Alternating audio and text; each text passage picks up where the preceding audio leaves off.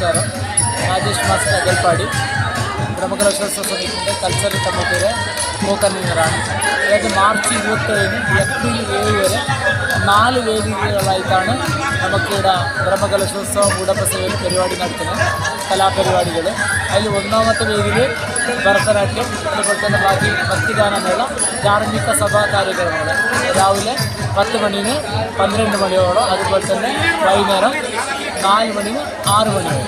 അതുപോലെ തന്നെ ബാക്കി മൂന്നാം വേദിയും യക്ഷഗാനാണ്. നിങ്ങൾക്കറിയാം കാസർഗോഡ് ജില്ലയിലത്തെ ജീവന്തമായൊരു ഇതാണ് ആർട്ടാണ് യക്ഷഗാനം. അത് മൂന്നാം വേദിയിൽ നടക്കും.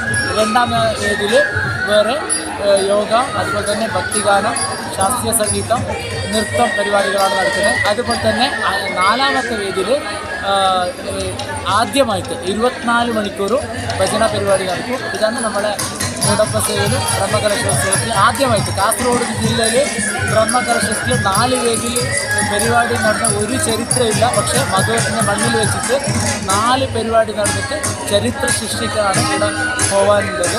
എല്ലാവരും സഹകരണത്തിൽ പരിപാടി നന്നായ രീതിയിൽ പോയിക്കൊണ്ടിട്ടുണ്ട്. എല്ലാവർക്കും നമസ്കാരം.